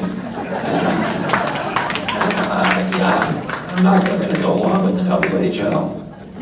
It's crazy that anybody is. I mean, we do. It says in the Constitution that treaties have to be ratified by the Senate. And, you know, they're trying to get it by without ratification. It's crazy. The whole thing is nuts. And the power that they have, that they can choose to declare a pandemic and then punish us, and then they can dictate the protocols and punish us if we don't comply. You know, who would do that?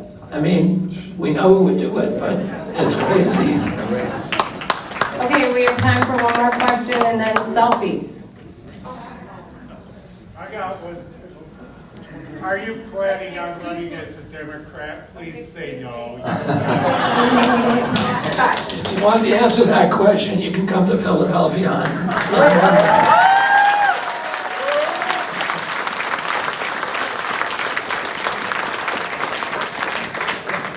On our staff. Good evening, Mr. Kennedy. I'm Cynthia Haynes from Flint, Michigan. You did a Zoom with us. Oh, yeah. Yes, me and my colleagues were here, and I want to say thank you. I went through everything to get here, but I finally made it. Thank you very, very much. You know, I'm a resident of Flint, Michigan, and we're still dealing with our water situation. Buick has not cleaned up their site. Now they're asking us, the residents of Flint, to pay $72 million to help us, to help clean a site, a contaminated site that GM have left. Our children are still going through ups and downs with the lead. We still haven't got our water settlement. What would you do to make sure that another city, regardless of the economics, that would never ever have to go through what the Flint residents are going through, because we are going through it. Nobody has shown us any respect. Nobody has been held accountable. It has been private. Governor Dana Nelson, she has charged everybody else, but she dropped everything when it came to Flint, the people that harmed us and our children. What would you do, and how could you promise me, if I vote for you and I go back to Flint and let everybody know that this will never ever happen to another community again? How can you assure me? And we need people held accountable for the residents of the city of Flint has been lead poisoned. Yeah, well, thank you first of all for coming here. Second of all, I think you know my background, which is I spent 40 years of my life building the biggest clean water organization on earth. That has been the focus of my life. I think one of my best, most important accomplishments is that I orchestrated through litigation originally. I sued, I think, about 26 people, including 3 consecutive mayors of New York and the EPA, to orchestrate, and then I sat through negotiations for 2 years to orchestrate the New York City watershed agreement, which protects the water quality of New York, which is probably the best water quality in this country. I've brought over 500 lawsuits against corporate polluters, and to force them to pay the costs of their to hold them accountable, pay their costs. They shouldn't be able to externalize their costs. If you show me a polluter, I'll show you a subsidy. I'll show you a fat cat using political clout to escape the discipline of the free market and force the public to pay their production costs. If you want to bring a product to market in a free market, you pay all the costs of getting it there, including the costs of cleaning up after yourself, which is a lesson we were all supposed to have learned in kindergarten. And GM and Buick have left that toxic material on site is unacceptable. The reason they've been able to do that is because EPA is owned by those companies. And, you know, when I get in there, it will be owned back again by the American people.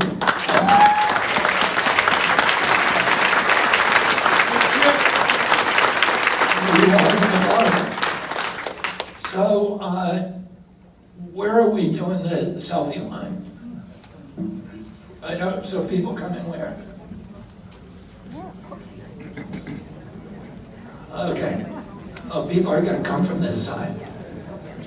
And thank you all very much, and I look forward to seeing you.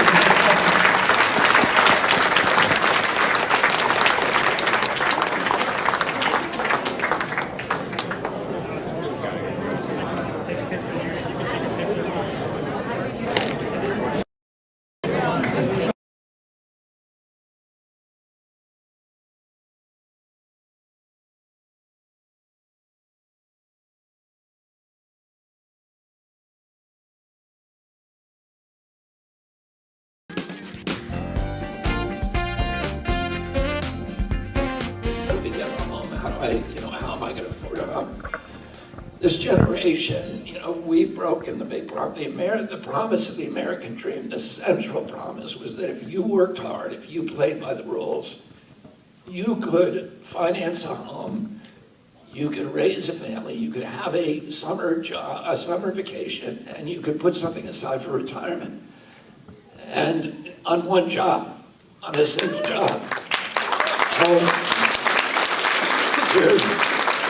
There's nobody in my kids' generation that believes that that promise is good to them, that it's going to work out. They're worried about paying their student loans. And the chance of them getting in a home is just, you know, is very, very low. So why is this happening?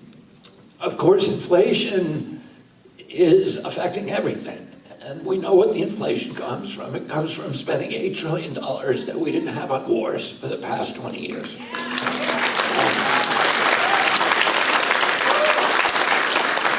And now they're printing the money to pay for the wars, to pay $16 trillion for the lockdowns. And that money, they don't have the courage to come and ask us for it through taxes. So they do a stealth tax, which is called inflation. But homes are going up faster than inflation, much faster. But why is it? It's because three giant corporations, BlackRock, State Street, and Vanguard, have now, and one of their subsidiaries, Blackstone, which is co-owned by BlackRock and State Street, those three companies own 88% of the S&P 500. So they own the business of America. And they've now decided that they want to own the farmland and the residential housing, including the single-family homes. And they've already bought up approximately 5%. If we stay on this trajectory, within 6 years, they'll own 40 to 60%. And we're going to become a nation of renters. And it's driving the price of the rents up too. But you know, if you're a nation of renters, you go from being citizens to subjects. It is a colonial model, it's a feudal model, like the one that we fought the revolution to get away from, where the oligarchy owns everything. And you know, we are living by their courtesy on, like serfs in our land. And so that these companies are now targeting that. Now I'm running against two presidents who both are running on the idea that they brought great prosperity to this country. They've each served 4 years consecutively in office. And I spent a lot of time with regular Americans, and I did this. I've been doing that for the last 6 months, so I've been running, but I've been doing it my whole career. This is what I'm representing right now, 1,000 families in Columbiana County, Ohio. who've in East Palestine and other areas whose lives were upended by the Norfolk Southern spill I represented. Until recently, 10,000 families in Tennessee who were poisoned by zinc from a lead smelter. I represent another 10,000 on the Ohio, West Virginia, along the Ohio River, who were poisoned by PFOAs from the DuPont plant. And you know, I spend a lot of time sitting at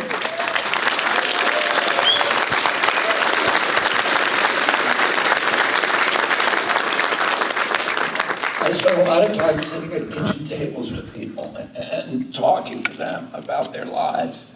And if you tell them, most Americans today, that they are in the midst of a great prosperity, they think they're being gaslighted. Because nobody feels like that. People feel that the system is disintegrating. And they feel like their lives that they're disintegrating not just economically, but mental health and physical health, and in all these communities are being torn apart in all these different ways, and that they're living, a lot of them are living paycheck to paycheck at the edge of desperation. The average income in America today is $5,000 less than the cost of basic human needs of food, transportation, and housing. That means if you get the bare minimum of food, transportation, housing, the average American is $5,000 in debt at the end of the year. And what are they doing? How are they handling that $5,000 deficit? Well, they're putting it on their credit cards. 3 weeks ago, we passed an extraordinary milestone, which was $1 trillion in personal credit card debt in this country. By far the highest it's ever been. In the last 3 years, it's gone up $330 billion. And they're paying 22% interest on that debt.